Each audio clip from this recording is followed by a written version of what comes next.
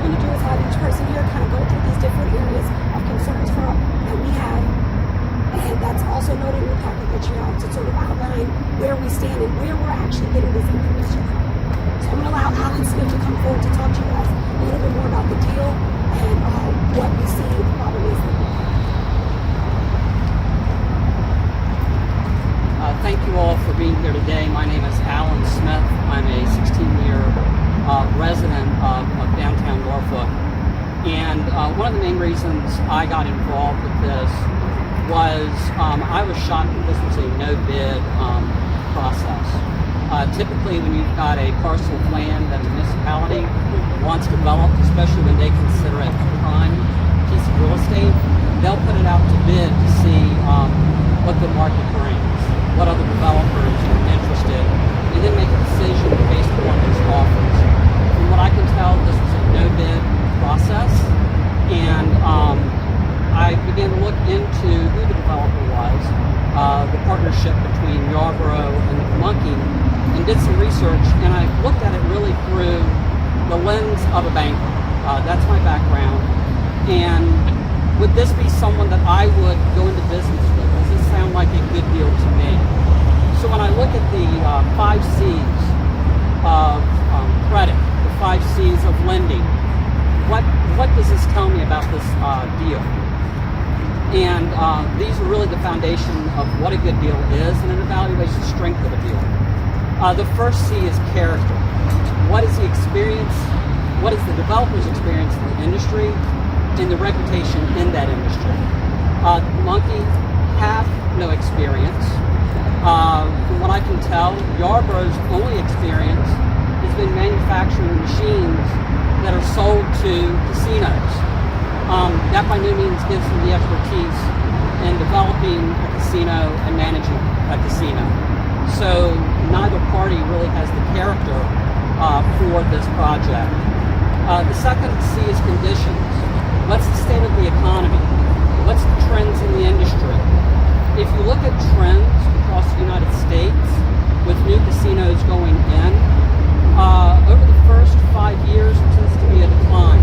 There's that bright shiny object aspect of it at first, but then as the years go along, those revenues decline. Likewise, we are in the middle of a pandemic. Unemployment rates have gotten higher. We have restaurants in downtown Norfolk closing because of decreases in business. To my knowledge, no independent economic impact study has been done. So who knows if we have the conditions that would support this development, either in the short term or the long term. Third C is capital. Is there enough to support the financing of this deal?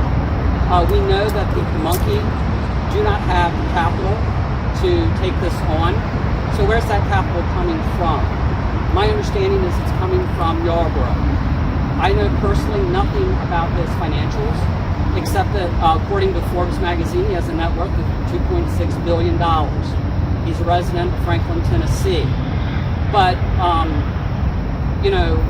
whether that number is accurate, I don't know. Where is the capital coming from to do this actual project? Fourth is the collateral, the land and the building. The land has major environmental issues to it. It's a boondoggle. It's a known brownfields. Some of the architects I've spoken with have really expressed concern about that site. Well, with regards to the building, what is it? We have nothing that is firm. They haven't provided us with a definite architectural plan. Their numbers keep changing. I've been in meetings where they've said the theater will be 500 seats. I've heard 2,500 seats. We don't know. How many restaurants? I've heard 3. I've heard 5. We don't know. Number of rooms. It could be anywhere from 150 to 500. I think the most recent number I heard was in the 300 range. We don't know. So as far as the collateral goes, we have nothing firm on that either. We only have a sketch that is not official. Lastly is capacity. Can the cash flow from the casino itself support the debt? Now that comes back to, the borrowing. What sort of situation is this? We don't want to end up in a situation where the casino cannot support the debt. And let's say the developer defaults. Who then gets the casino? Do we want a vacant building on our waterfront on what the city considers a prime piece of real estate? Lastly, there's an unofficial C, and that's communication. And that's being honest, open, and consistent. In my opinion, the developer has been anything but consistent, open, and honest. You ask them questions, they can't answer it. You ask them what sort of occupancy rate do you need to cover the debt load. The response that I got was, we don't know, we're relying on the casino for that. So that right there tells you, they talk about how great this hotel is going to be, but in reality, that's not really what this is about. So based upon these standards, I cannot come to a logical decision for why the city would accept an offer from this group, an inexperienced group. And to me, this doesn't have very strong legs to stand on. Thank you.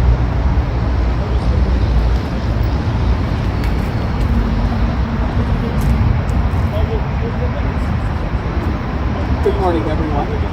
Thanks for being here. My name is Phil Smith. I am the co-chair of the Downtown Norfolk Restaurant Association, but today I'm speaking on behalf of myself as a business owner. I own the Brick Anchor Brew House at 241 Brandy Street. As a business owner, I have different things that I look at when I decide to invest in an area.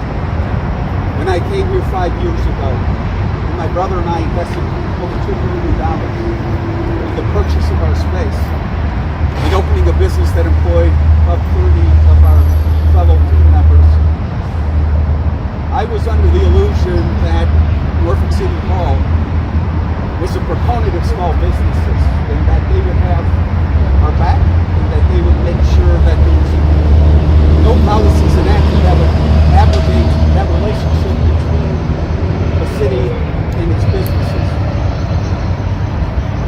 The casino issue to me, and I will frame it more in economic terms, because I am not a downtown Norfolk resident, but I have a business here, and I have employees who work here.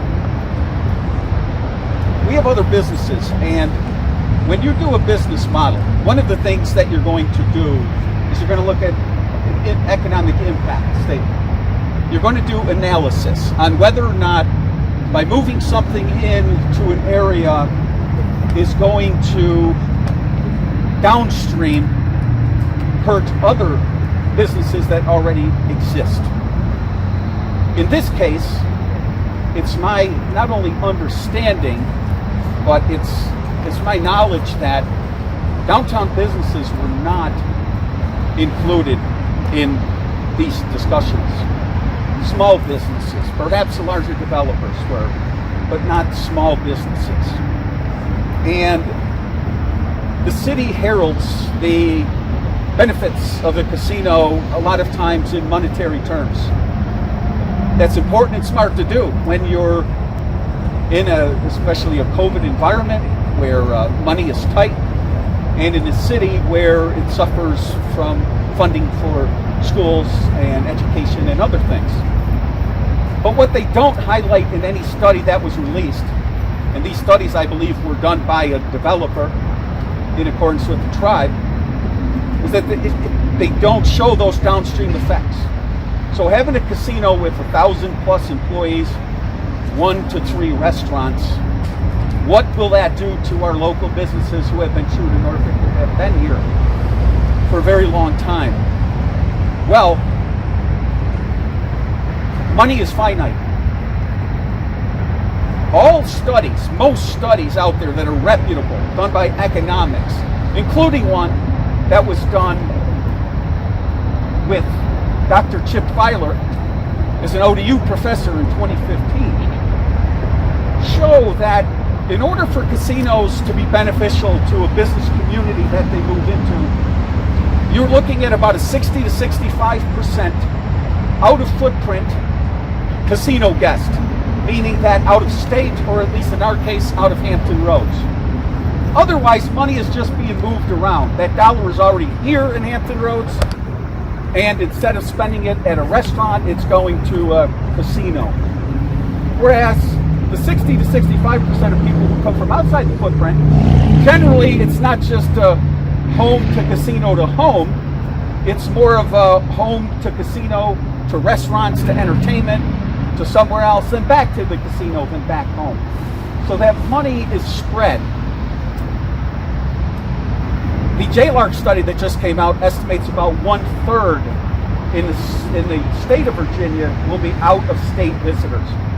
My guess, and it hadn't been broken down from what I see, is that most of that will be in the northern casinos closer to the main population areas. I don't think we'll see as much. In a December 19th, 2019 presentation that I attended with the city manager, their PowerPoint slide said 10% from outside. So my question is, if economists who know what they're doing, who have done countless economic impact services on businesses, have said 60 to 65%, that percentage, though not used specifically by Dr. Chip Filer, was shown as an essential from out-of-state casino guests.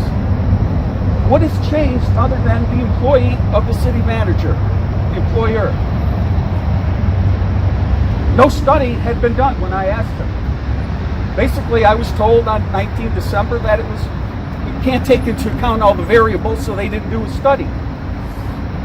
Well, here's what's going to happen from my experience and from my just business background. If a casino comes, firstly, even if we do get the out-of-state visitors, the location is one that won't benefit the community, the business community. It's 1.2 miles away from my restaurant, as example. It's not on the community doorstep. It's in an exclusionary oasis. The other thing is that with these jobs comes competition for employees from the labor pool that all restaurant owners, all small businesses are getting their employees from. What is going to happen is this is going to artificially increase wages, which is a great thing for the employee, but maybe not so great a thing for the employer, who is already struggling with the COVID-19 effects and all the psychosis that's going to be going forward in the business after that. And what this is going to result in is money being sent more at the casino, less of businesses. The city loses revenue from business sales, which has never been mentioned in any studies as a downside. And you will see businesses, including restaurants, close. It is going to happen. The storefront of Granby Street and Monticello and Bush, it's going to look completely different because there's a bigger person in town who we cannot compete with. And let me say this lastly. I know many people, frankly including myself on many instances, have said, well, it's survival of the fittest. You have to change. To that I say, I agree with that, but it is not a level playing field. When the city partners with organizations, including the water side, the casino, even Hilton, and they strike deals, and they give grants, and they give breaks to them without doing the same thing to the small business, it is not a level playing field. So the assumption that survival of the fittest should rule is completely unbalanced. So I do thank you for coming today, and just ask the question, what is the impact going to be on the businesses that you love, the mom and pop shops, the small businesses? What is going to happen to them when the casino opens its doors? Thank you.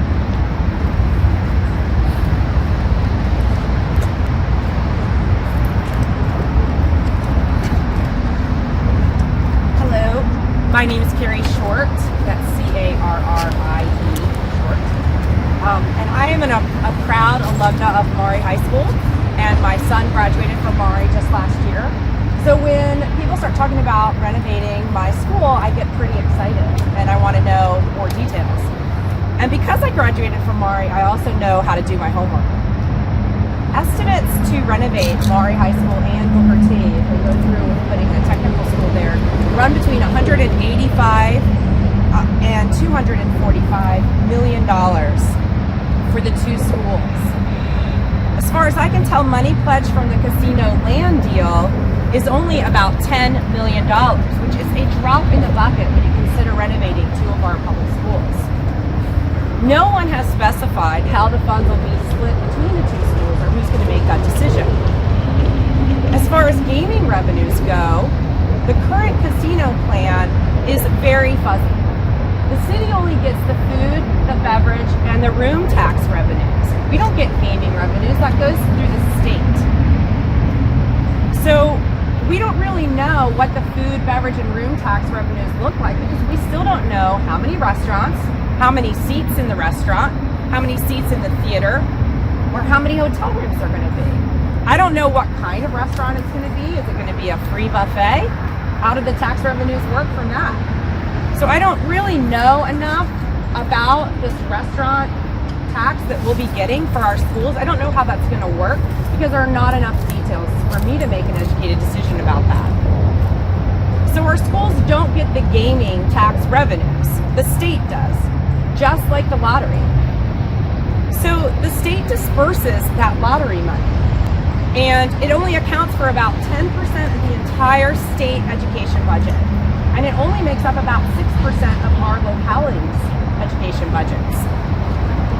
So that lottery money that we already see how that's being used, that serves as a model for how we think this casino money is going to be used. And our schools can't use that money for whatever they want. That money is designated for specific programs. So last year that money went to about 20 programs that are already designated, many of which have matching fund requirements, where I don't know where that money would come from. And some of them are also dictated through the national and state standards. So Norfolk doesn't get to decide what they're going to spend the money on.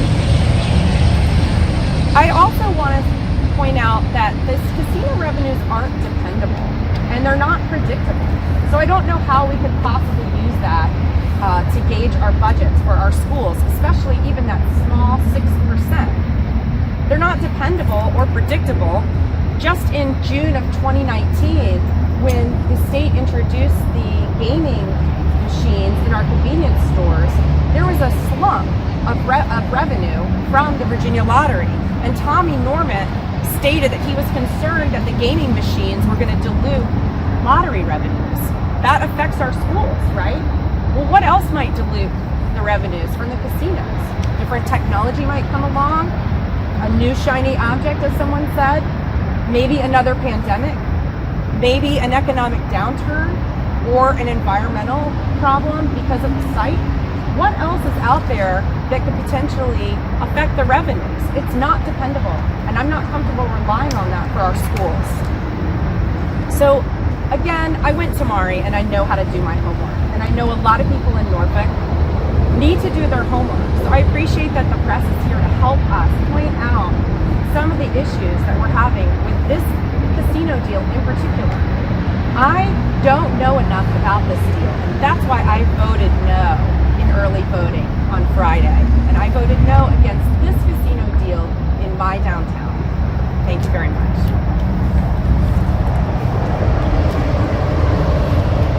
So ordinarily, I probably wouldn't be coming to speak again, or the person is not here with us, but I have their notes. So I'm Jackie Glass again, and I'm not anti-casino, I'm anti-RPC, and anti this deal. So building a casino on the proposed site, which is an EPA designated brownfield contaminated site, right on the water, could seriously harm the environment. According to the area development plan, an enormous capital expenditure will be required before the site will be able to receive the regulatory sign-off for environmental compliance. In a fact that it was completely kind of glossed over by our city council in its push to get the casino deal approved. Major infrastructure improvements concerns, major infrastructure improvements are necessary due to flooding and other environmental concerns, including living shoreline, a seawall that extends the downtown area. One gap in that system would cause flood mitigation to completely fail, which is a huge concern in our city. The site under consideration is a brownfield, formerly a rail yard, before it was encapsulated and paid over to prevent these contaminants from seeping into the delicate ecosystem of Chesapeake Bay. Develop a casino there in that particular spot would break down the encapsulation and potentially release harmful contaminants from the soil into the Elizabeth River and Chesapeake Bay. So the people of Norfolk shouldn't really support it given this environmental risk. You have to understand that on November 3rd or whenever you're voting, you're not just voting on whether or not you want a casino or whether or not you want this deal. You're voting on the absolute or the location of where this is going to be. And if you think this is a bad location and you want a casino, then your vote should be no. And I'm assuming that local environmental groups will be speaking out about this. Yes. I'm wrapping up. So are you good? Are you going to speak next? Sure. Okay. So what I'm going to do is I'm going to hand it over to Barbara to talk to you a little bit about the plan side. Good morning. I'm Barbara Benish. I'm an architect and a downtown resident. And my concern goes back to the location and meetings with stakeholders. Because downtown Norfolk has done an incredible effort for the master planning. So has this been evaluated? What does this mean to the fabric of our community? How does that impact the city that we love, that we live in, that we work in, drive in, we live in, and our overall experience and how we sell this to the future of Norfolk? And so that's my short skinny of it. It's the master planning. It's bringing the stakeholders in and understanding what this is going to do to our community from a design standpoint and planning standpoint, and how we can move forward with it in the future. Thank you. Barbara, can you spell your last name for us? Sure. Benish, B-E-N-E-S-H.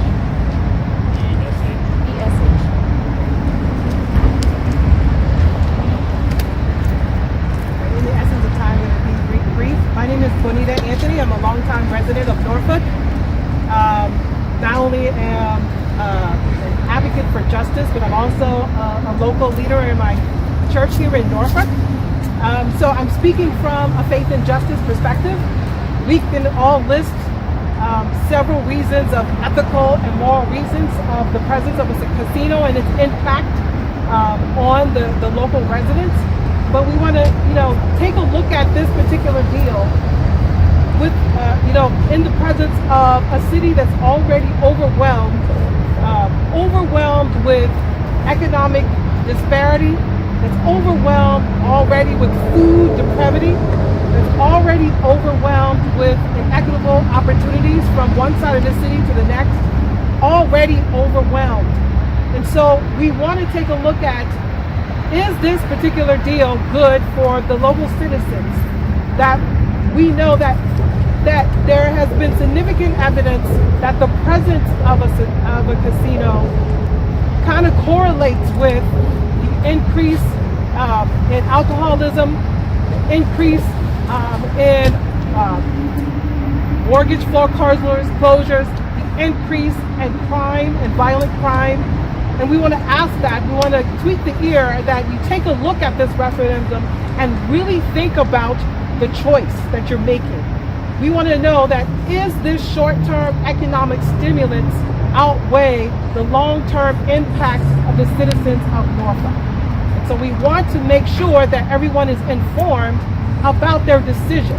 We want to make sure that you care for the local citizens and not deplete the resources of the most vulnerable populations and the economically disadvantaged. So here I am, and this is why that I checked no for the referendum of no casino here. This is not a good deal for us. This is not a good deal for the local citizens. And let's think about it and be informed hold our city leaders accountable for their vision, where they wanted to have a holistic thriving of their local citizens. This deal is anti-vision. This deal is anti-justice. And so we want you to be informed, make an informed decision. Thank you. All right, we're getting ready to close out. I'm Jackie Glass again, and this is one of the issues, the last thing before we close, that I actually struggle with. Because I recognize we live in a country where we are divided between the haves and the lots. We are all dealing with uncomfortable truths in the United States. So I'm going to talk particularly about the Black laws from a place of empathy, because this is the work that I do personally. So I want people to understand that the Pamunkey tribe is not opening a native casino on sovereign land. That's not happening. This deal includes sovereign immunity, meaning that no one except for the city of Norfolk can sue them. It's right in the fine print, I promise it to you. So why would we allow this to happen? Everyone in the city of Norfolk has to abide by the city laws. Why would we allow a business partner to not do the same? It's extremely problematic for me, because it means that the casino would actually be immune from civil suit or criminal prosecution except by the city of Norfolk. So if you or I were injured, or I didn't get hired because of race, creed, or whatever, I couldn't take legal action. This little smidgen of the deal is on page 60 of the disclosure agreement.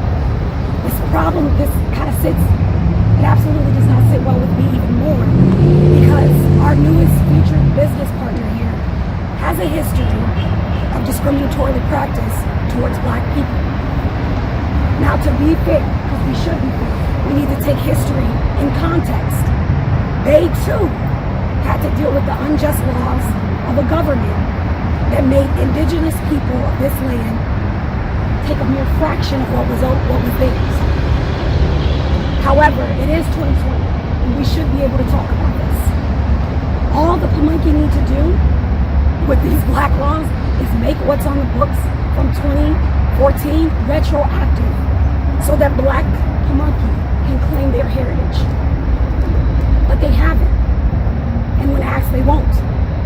What they did was use a bogus census document that allows them to disconnect Black Pamunkey from their ancestral rights. It's an easy fix, I promise you. But again, we are not, and I am not in the business of pitting two disenfranchised groups against each other. We just think we should make history right. And at a city with almost half of a Black population, I think that we should be able to have these conversations from a place of progress, from a place of empathy. But we should not allow our business partners to not acknowledge their past. Just as residents of Norfolk, we cannot disregard our past as we just took down a monument. So I do have a problem with that. As a Black American, I'm just tired of Black people being at the bottom of everybody's barrel, to be quite honest. And that includes in this casino proposal. So I'm going to close with just some clarity on what we talked about here. So to be clear, I'm not asking, and this group here, we're not asking people to say no to gaming or even the idea of a casino in Norfolk. Because casinos and gaming are already in the deal. Like the state already said these things can happen. It's this particular deal, this particular location, and then this problematic process. It would be disingenuous to say that we are anti-casino. There are people who flat out don't want a casino, and they are part of this group, but there are those of us who actually have a problem with the location and the process, which is why we stick to fact and not feelings. So I can assure you that these hard-working group of people back here would probably be more.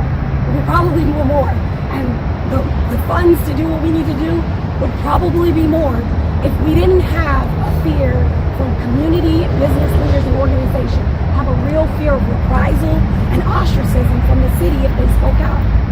That's the problem. So, to those people who oppose this deal but cannot publicly do so, to those people who oppose the location but cannot publicly do so, To those people who are on the fence and want to know a little bit more, you can go to our website, votenocasino.com, or you can go to our Facebook page and you can hit us up and ask for more information. No one sees what you do in the ballot box. But if we do want guaranteed money, what we can do collectively is tell people to do their damn census by next Wednesday. What we can do is be a part of the democratic process, which I think everyone here supports, wherever the chips may fall. So in order to make that happen, we are encouraging people to register to vote by October 13th, because we can't really have a say in this process if we're not showing up. So we want to thank everybody for coming here sincerely, and we'll open it up for any questions that you may have